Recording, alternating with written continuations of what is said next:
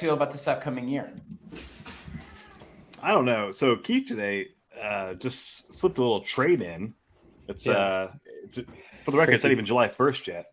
And well, okay, let me before Philly goes out airing all my dirty laundry. I finished last place this year. I'll just steer into that skid. A big part of that is my roster wasn't very good. I made a very bold, ballsy trade early in the year, which did not work out. That did not pan out. The trade was Christian McCaffrey for Najee Harris and Gabe Davis.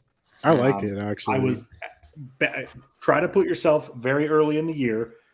You've got CMC coming off an injury-riddled season. Gabe Davis had that explosive game in the playoffs. And Najee Harris was, a solid rookie. So I'm like, I was high on Gabe Davis.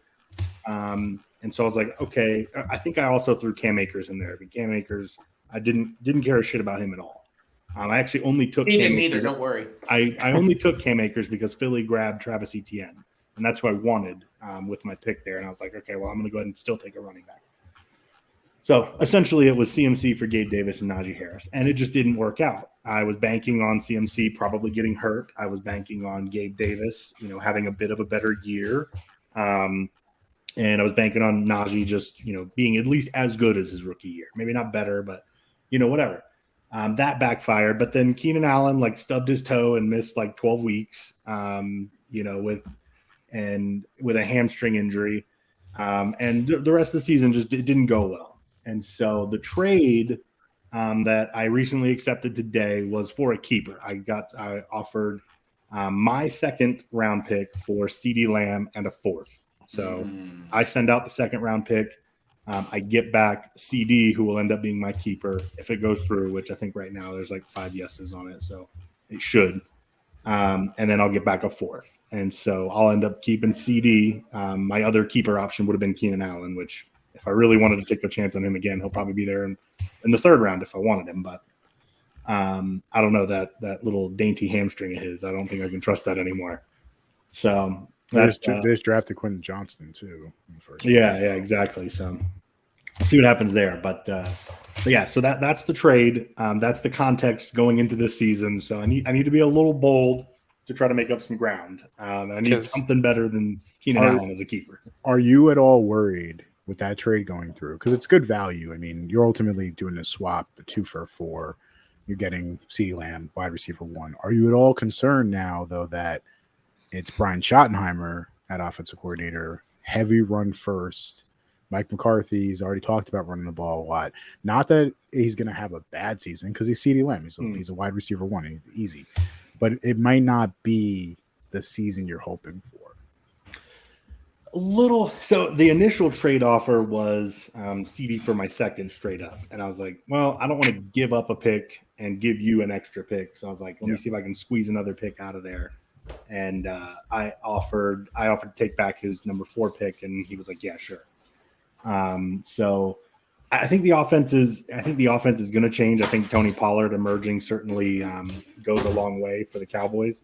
We'll see what happens there, but I think CD being clear wide receiver 1 there, he's going to get his targets too. Yeah, adding Brandon Cooks is a little bit of a wrinkle, but he's going to get his targets. He's going to give me 1,200 plus yards, 8 plus touchdowns. So I think overall, I'd feel less good about it if I didn't get another pick back in return and just had to straight up give up a second. But getting another pick back in the 4th, you can still get a quality starter caliber player there. So I feel good about it. To be fair, it's going to be hard for Keith to do worse than he did last year. So yeah.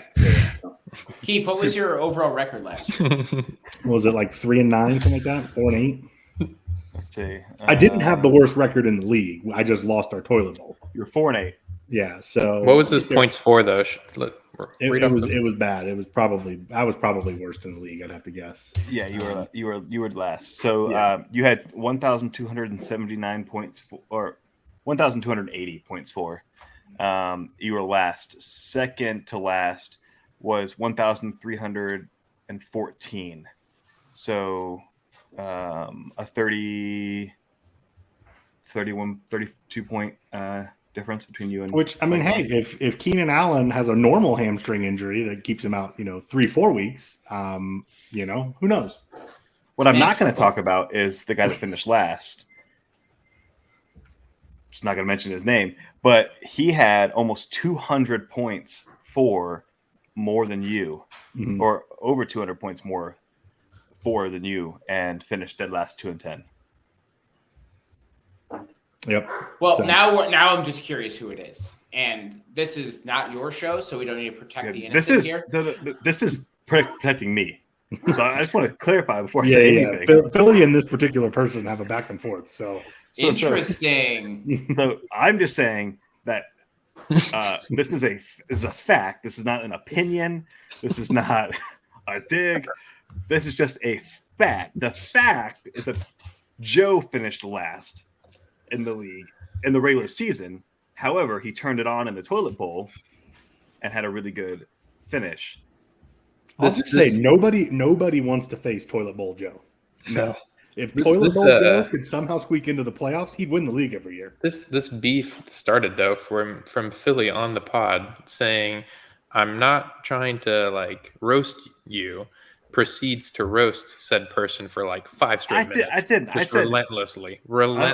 You can look it up. It was. You didn't take it easy on him.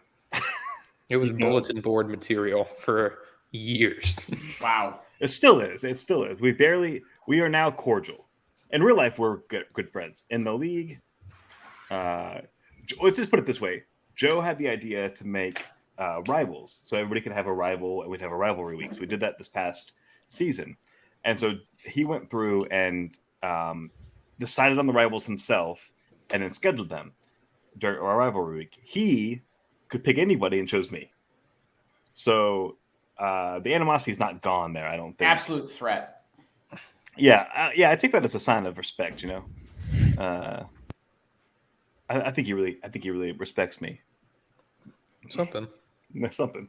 Probably, but definitely not. Definitely not. But maybe you could use.